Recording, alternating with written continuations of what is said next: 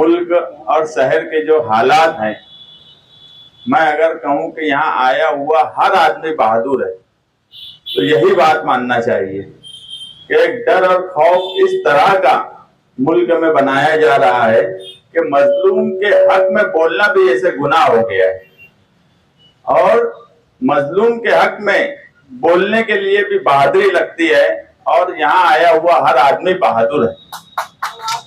मालेगांव शहर और फलस्तीन का ताल्लुक बहुत पुराना ताल्लुक है।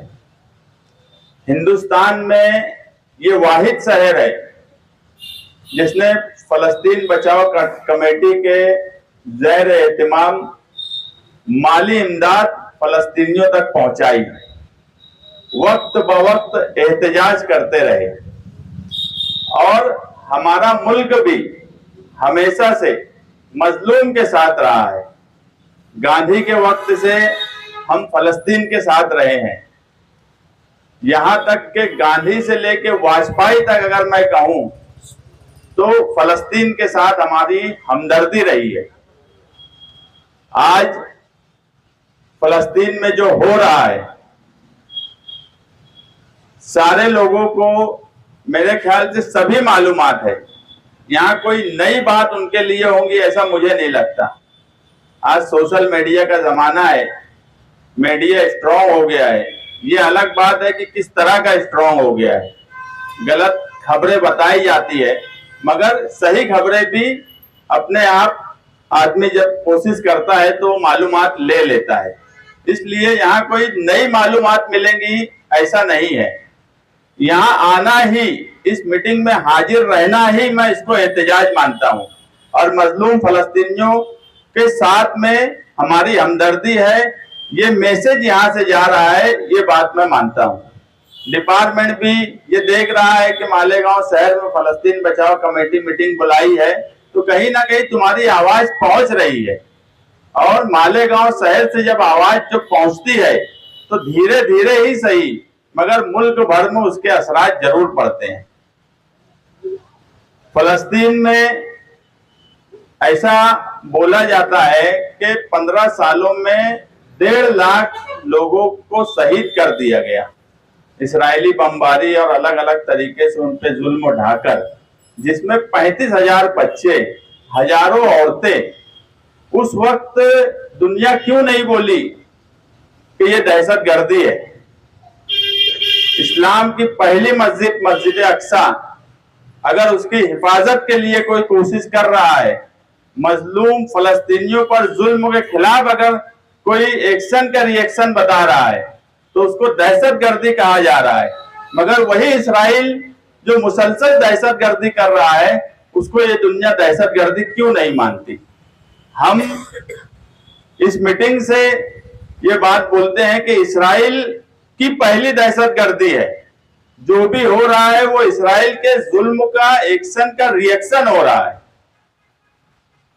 आज मुल्क में जो सरकार है उसको इतनी जल्दी थी कि फौरन हमले को दहशतगर्दी का नाम दे दिया गया और इसराइल के साथ पूरी हमदर्दी के साथ खड़े हो गए।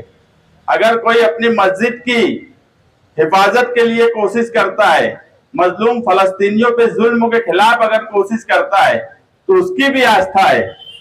इस मुल्क ने वो वक्त भी देखा जब बाबरी मस्जिद गैर कानूनी तरीके से तोड़ दी गई सिर्फ आस्था की बुनियाद पे। तो ये जमीन की पहली मस्जिद से क्या मुसलमानों की आस्था नहीं जुड़ी है? उसके खिलाफ अगर उसकी हिफाजत के लिए कोशिश की जा रही है तो उसे दहशतगर्दी क्यों कहा जा रहा है? ये दो मुल्क की लड़ाई नहीं है, ये एक गाजबाना कब्जा, जैसे मुख्तार अकील साहब बोले कि अतिक्रमण करने वालों के खिलाफ लड़ाई है। 75 सालों की हिस्ट्री भी मेरे ख्याल से यहाँ जितने लोग बैठे हैं सबको पता है।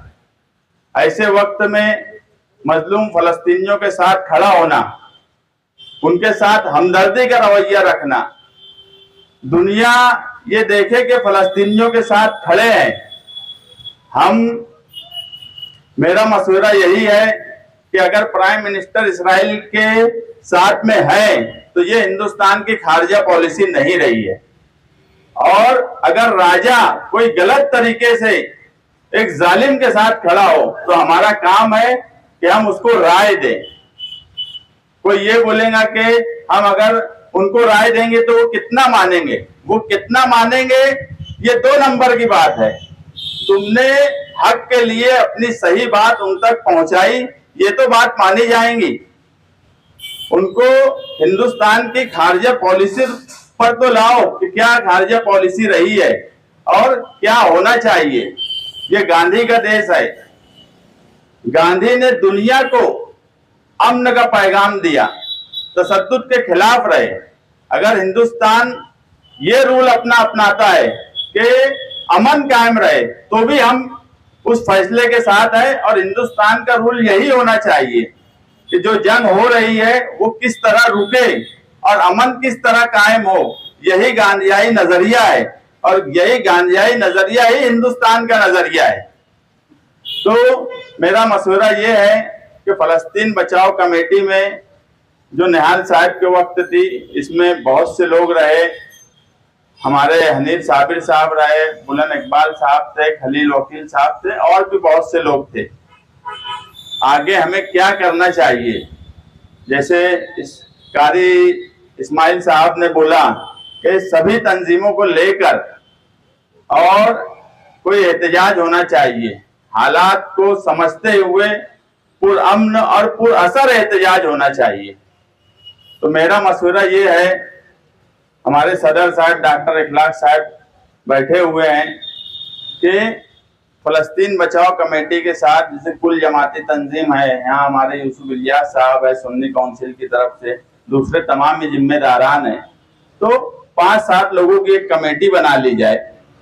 और वो कमेटी जिसे कारी इस्माइल साहब बोले कि और भी जो तंजीमें हैं, क्योंकि ये बहुत शॉर्ट नोटिस पे मीटिंग बुलाई गई, हम तमाम ही मजहबी और समाजी तंजीमों से कांटेक्ट नहीं कर पाए, कुछ ही लोगों से कर पाए। तो एक कमेटी बना के उन लोगों से बातचीत करके और एक पुरअसर पुरअमन एहतजाज आगे उनसे मशवरा करके इस शहर में होना चाहिए, जो हिंदुस्तान की सरकार से लेके यूएनओ तक जाए कि मालेगांव शहर का मुसलमान, और मैं कहता हूं मुसलमान ही क्यों, दूसरे लोगों को भी जोड़ो।